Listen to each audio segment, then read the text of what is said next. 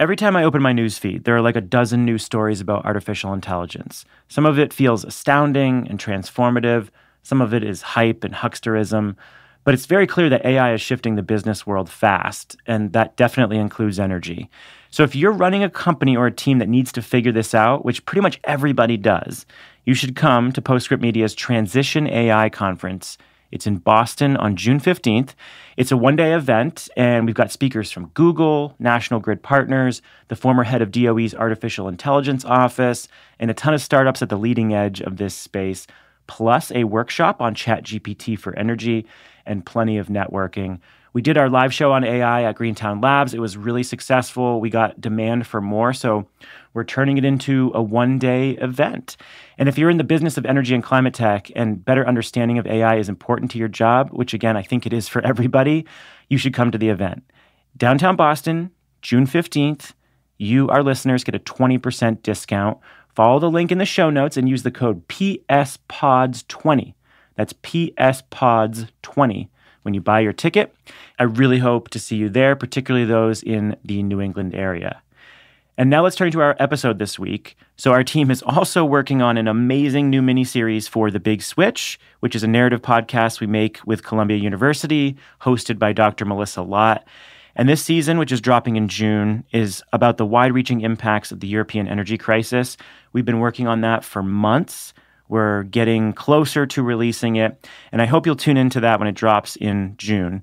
If you don't listen to the pod, we're going to feature an episode of The Big Switch this week right here, and it's all about how California created a ban on gas-powered cars by 2035. And this is really relevant right now, which is why we're running this episode, because California just approved another ban on diesel in heavy transport by 2036. So this is going to set the stage for more regulatory action in other states, and we've got an episode of The Big Switch that explains it all, and that is coming right up.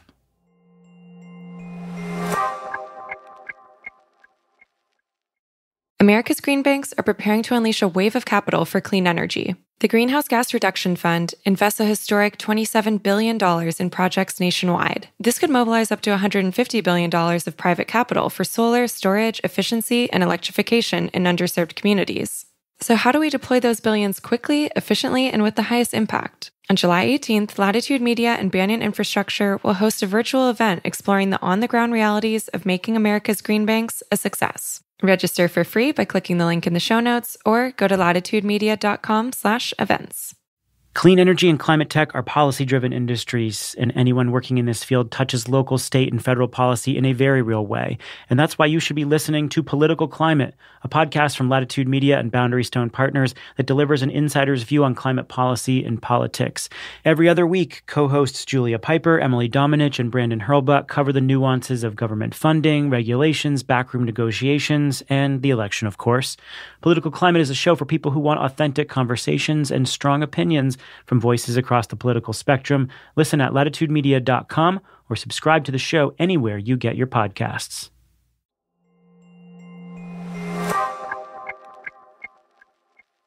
Last fall, we did a whole series that was dedicated to decarbonizing our transportation sector. And you might remember the story about Tim Truer's road trip, where he drove his electric vehicle across the country and up into Alaska, learning a lot about the nation's charging infrastructure in the process.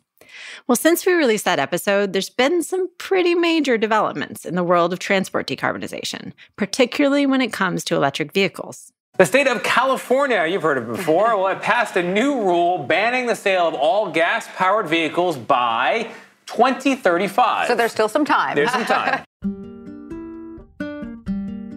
Transportation is the biggest source of greenhouse gas emissions in California.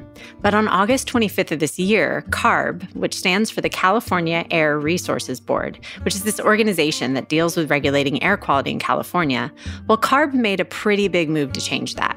They approved a rule mandating that by 2035, all new cars that are sold in California will be zero-emission vehicles, or ZEVs, like electric cars.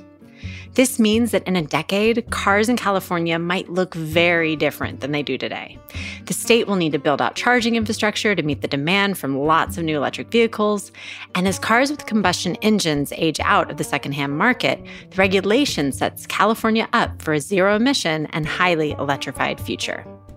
The rule will also deliver some huge climate and health wins along the way. The agency estimates that by 2035, the regulation will result in 9.5 million fewer gas-powered cars being sold. And in addition to helping the planet by slashing carbon emissions, having fewer fossil fuel cars on the road comes with some pretty major pollution benefits. According to CARB, the regulation will reduce deaths associated with pollution exposure and save Californians the equivalent of $13 billion in avoided health costs due to pollution from 2026 to 2040. California is not alone in this rule.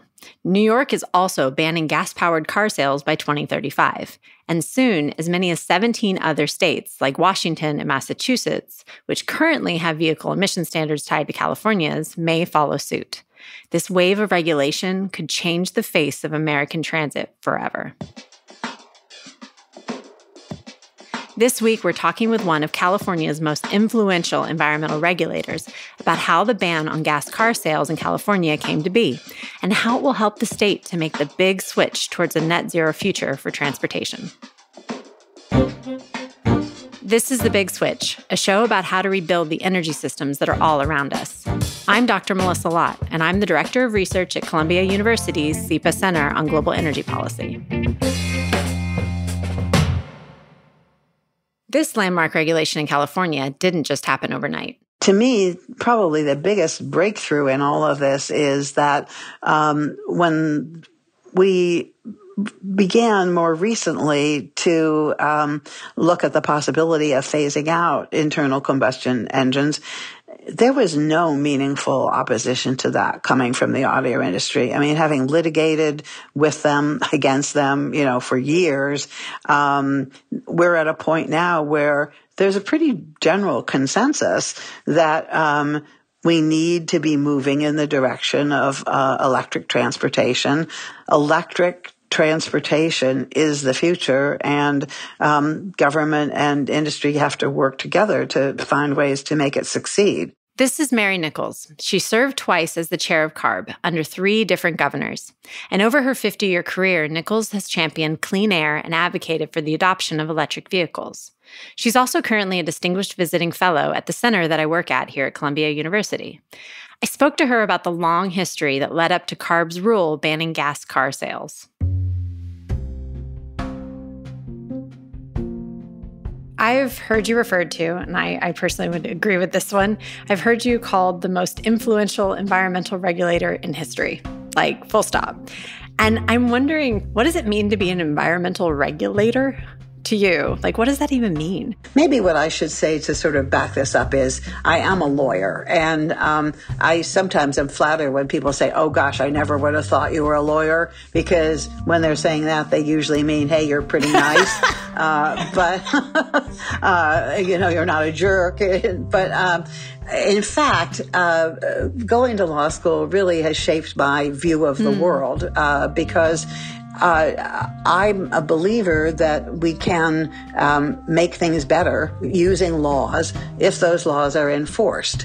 And what I've done as an environmental regulator is primarily to take statutes that were passed by Congress or passed by the legislature, which generally speaking have big grand language in them, like you will achieve healthy air quality by a certain date, and figure out how to actually translate that into actions that can be taken and can be measured and can be monitored and can be enforced if people aren't doing what they're required to do. So it's a fine art, and generally speaking, most people think regulation equals unpleasantness, right? We don't usually ask to be regulated. In our own lives, we tend to think of it as burdensome and restrictive and prescriptive, and you hear a lot, especially in the political arena, about how burdensome regulations are keeping people from building things or doing things.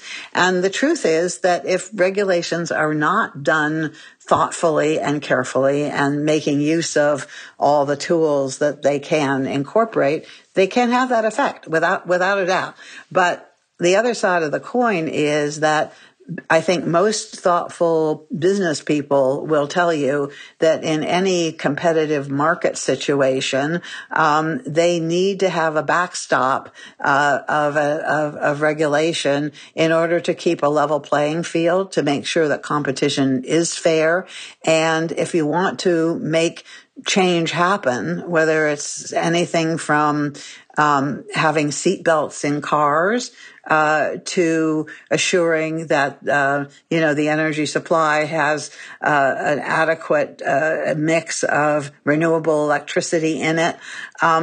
You have to have some type of governmental regulation to make that happen. Now, there's a lot of different agencies, a lot of different statutes, a lot of different ways of doing regulation. And sometimes it feels to me also like in our society, there are just too many regulations. Talk to anybody who's tried to do a building project, just for example, or start a new business. And you can just, go through the laundry list of things that you're required to do. But when we want to make big, important things happen, like cleaning up the air or making the water supply safe, we need to have some form of legally enforceable rules to keep the society going. And that's what I've worked on for, it now turns out, about 50 years. I know that you've long been advocating for a target of having, zero emission vehicle sales as quickly as possible, going, to the vast majority of sales that are out there. But I'm wondering, to what you were saying a minute ago, can you actually help me understand the regulatory journey that most of us don't know about, that was behind this thing that then became a headline that we're all reading about, where it's like, okay, 2035, no new gas-powered cars. Can you talk me through the journey behind all of that a bit? Well, when I first started working in this field back in the 70s, we had a mantra of performance-based regulations and never putting your thumb on the scale of technology, but setting standards based on what the outcome you wanted to achieve was. Clean air, for example, and then working backwards from that, direct industry to produce a product that would meet those standards, but not tell them exactly how to do that.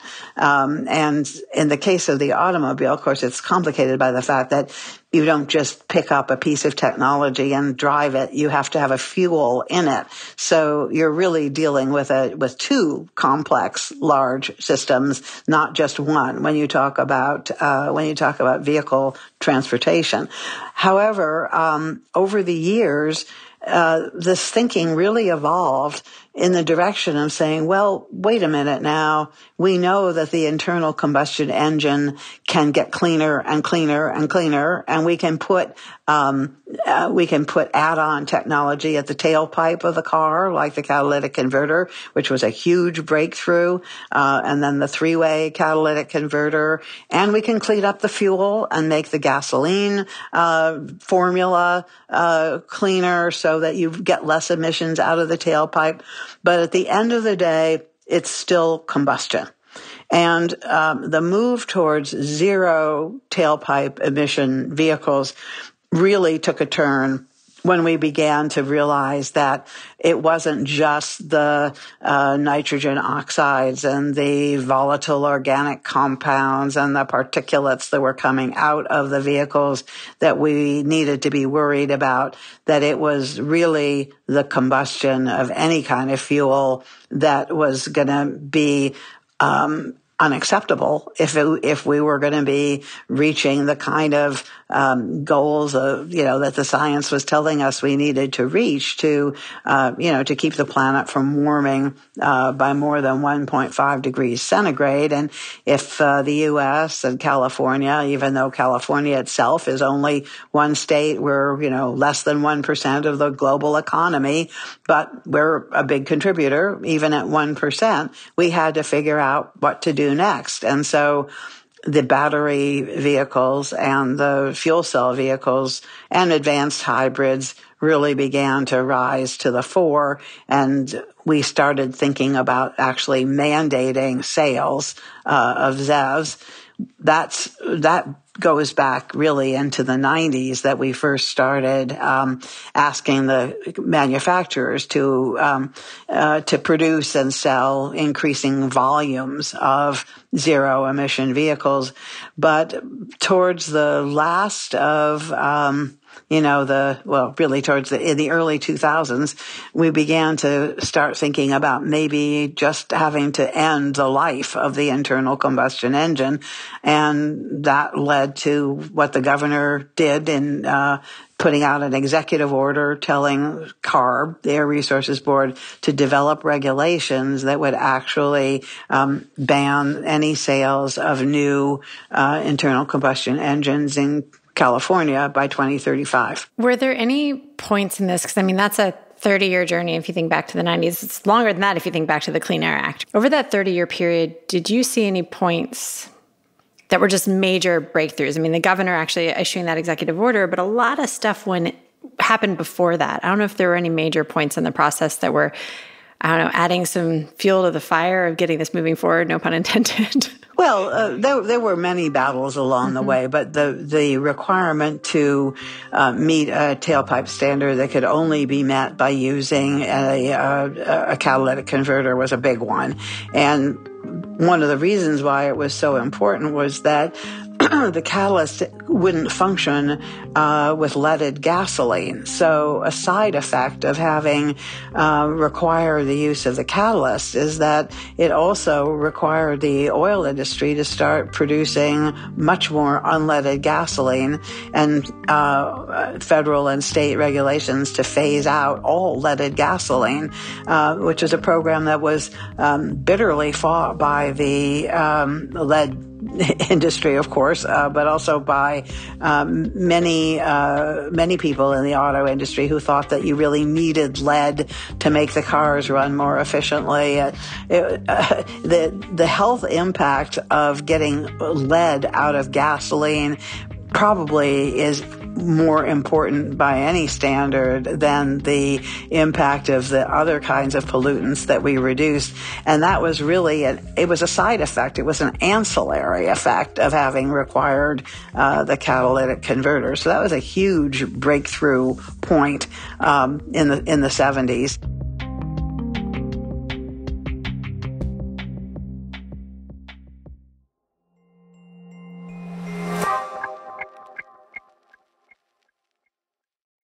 On July 18th, join Latitude Media and Banyan Infrastructure as we take a deep dive into the next phase of deploying the $27 billion Greenhouse Gas Reduction Fund. We'll provide practical insights for the state agencies and local lenders at the front lines of dispensing these funds. Where are the bottlenecks? How do we balance speed with transparency? And can America's green banks live up to the expectations of both local communities and Wall Street? Latitude Media's Stephen Lacey, Banyan co-founder Amanda Lee, and Clean Energy Fund of Texas EVP Billy Briscoe will answer these questions and more on July 18th at 1 p.m. Eastern. This is a must-attend for project developers and financiers. Register for free at latitudemedia.com/events or click the link in the show notes. I'm Julia Piper. I'm Brandon Hurlbut. And I'm Emily Domenech. A little over a year ago, Political Climate took a break so we could focus on the groundwork of implementing America's biggest ever climate bill, the Inflation Reduction Act. I'm excited to say, Political Climate is back. And I'll be joined by my two co-hosts to riff on the top political stories and insider scoops, from state houses to the halls of Congress to regulatory agencies and even international climate talks. We'll explain how those developments are driving industry decisions today. Political Climate is a show for people who want authentic conversations. And to learn about how energy and climate policy is shaped within both political parties, from the people who have actually helped shape it. So join me, Brandon, and Emily every other week, starting in April, for fresh episodes of Political Climate. Subscribe to the show wherever you listen to podcasts.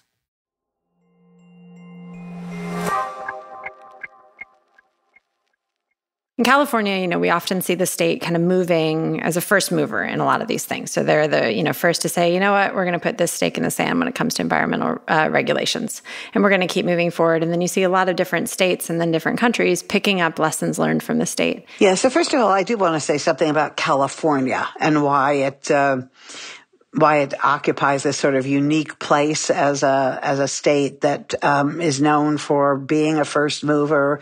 I think our size and our diversity within the state have contributed to this. But the main thing that really has helped us in terms of the climate regulatory field is the fact that we had the ability to set our own emission standards for motor vehicles. It was built into the 1970 original Clean Air Act, and California governors, both Republican and Democrat, and California senators, both Republican and Democrat, have fought over the years. And during my time as the head of the state air agency, I thought my number one priority, the one thing that I absolutely had to do, was to protect that ability at all costs, because that gave us the chance to develop our own programs. And once we survived the litigation test of whether what we were doing was really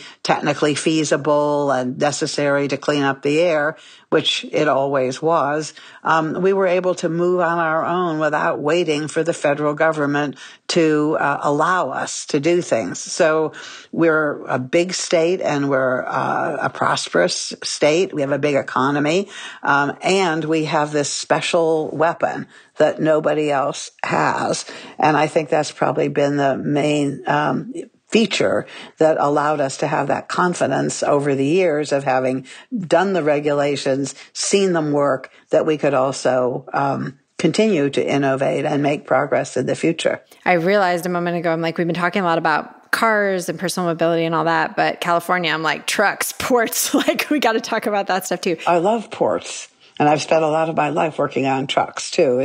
We always gravitate to the passenger cars first because most people have them, or more, Absolutely. Certainly more people do. Absolutely. And so that's where the glamour is. But yeah, the emissions are now, especially increasingly, the proportion that's coming from the goods movement, as we call it, is actually greater than from passenger vehicles. Absolutely. And so can you talk a bit about California's current challenges when it comes to like heavy trucks, ports, like the movement of goods? And then can you talk a little bit about what California has done? I know there was that rule in 2020 that, did a lot around advancing clean trucks in the economy, but what California is doing to move those things to a net zero world. Well, when you talk about goods movement, you're talking about a system which inevitably goes beyond the state's boundaries. So we are much more bound to other states and to the rest of the world when we start talking about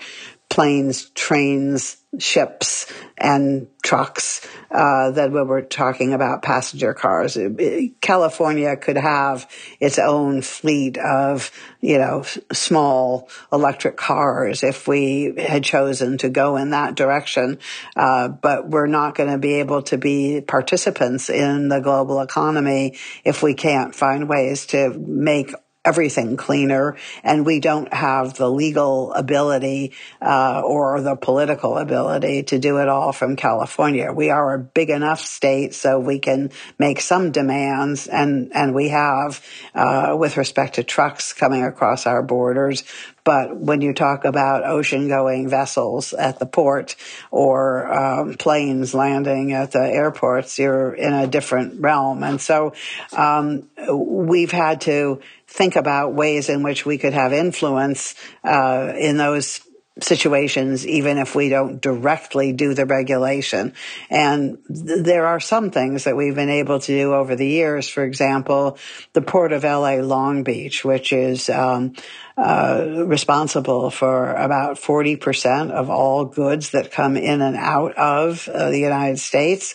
That port has for years now been requiring that trucks that come to pick up or deliver goods to the port have to meet cleaner air standards than they would have if they were just meeting federal emission standards.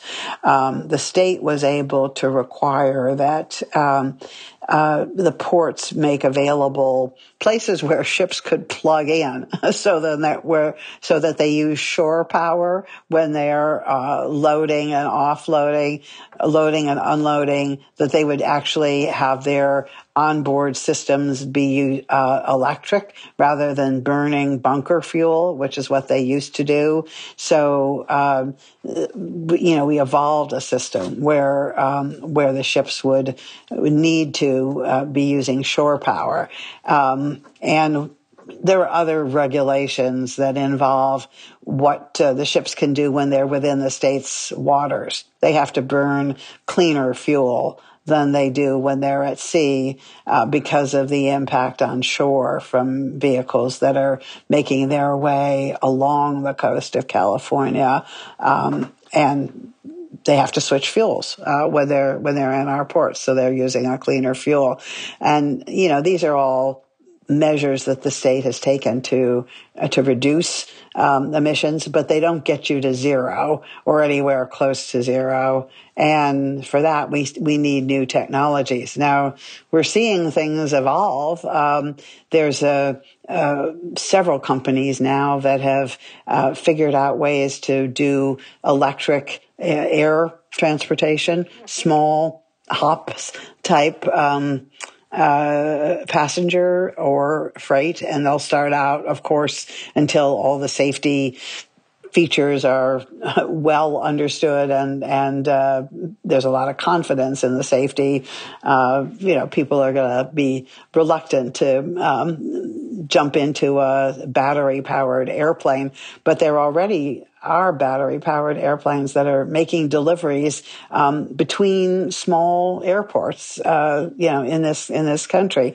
So sometimes I think the changes are happening before we even can get around to passing regulations to make them happen, which is good. There's an awareness out there that innovation is needed, and people are investing in developing and testing and deploying the technology, and then they come to the government and ask for regulation to make it more profitable or more successful. So I feel like the overall vision for how the economy is going to work in this world of no combustion is still very much a work in progress. I don't think we have one magic solution, but we do have people working on ways to try to make the whole system, at least for now, work in a more efficient way. And recently, the Reimagining Mobility group that I mentioned came out with a report that talked about the emissions that could be saved and money that could be saved as a result of better use of information about where ships are going and when, just to manage the time that they're spending and to manage loads better. And I just heard the other day that the Federal Maritime Commission is actually looking at this proposal and thinks that they have the power to just do it. So, something that's been a ongoing sort of inefficiency that was recognized fairly recently is now being potentially turned into a future regulation. So coming back to this rule, I wanted to ask through kind of what you think, now that the rule is out there, what do you think the impact is going to be? And I'm thinking about your work with UN and other organizations about not just what's going to happen in California, but what's going to happen beyond California as a result of a rule like this. Well, what I think is going to happen is that we're going to see a rapid increase in the normalization of electric vehicles across the spread of vehicles, because, much as we love Tesla, and I drive a Tesla myself, I recognize that not everybody is going to be able to afford them, even with the incentives that are built into the latest federal energy legislation. We're going to have to also make it much easier for people to move around in cities, and that may mean more electric buses or electric shuttles or electric small connected vehicles, or, there's the whole transportation system really has to be rethought right now. So that's the next horizon is, we hope we can get people to buy and appreciate and enjoy electric vehicles. And it looks like that's already taking off, to the point where now, an average consumer, a person who, needs a car and maybe even enjoys driving, doesn't feel like looking at an electric car means a sacrifice or something that you're only doing for the good of the planet. That it's, the word is out that electric cars are here. They're real. They actually are fun to drive. They have certain advantages, in fact, when it comes to being clean, and maybe not having to go to a gas station because you can charge in your basement of your building or in your own driveway if you have a driveway. So the next horizon here is really looking at the total system of how people move around, including people who today don't drive any car at all, and how we're going to get them to have mobility, enable them to have mobility, and do it in a way that doesn't contribute to warming the atmosphere. And this is a global issue. It's not obviously just a California or just a national issue, but it's we're just kind of at the tip of really having some seriously interesting experiments going on in ways to deal with how we get from place to place. And that's our show. The Big Switch is produced by Columbia University's SEPA Center on Global Energy Policy in partnership with Postscript Media. This episode was produced by Daniel Waldorf and Alexandria Herr. Story editing by Ann Bailey. Mixing and scoring by Sean Marquand and Greg Vilfrank. Theme song by Sean Marquand. A special thanks to our Columbia team, Q Lee, Liz Smith, Jen Wu, Natalie Volk, and Elise Manos. Our managing producer is Cecily Meza-Martinez. Our executive editor is Stephen Lacey. I'm Dr. Melissa Lott, and this is The Big Switch.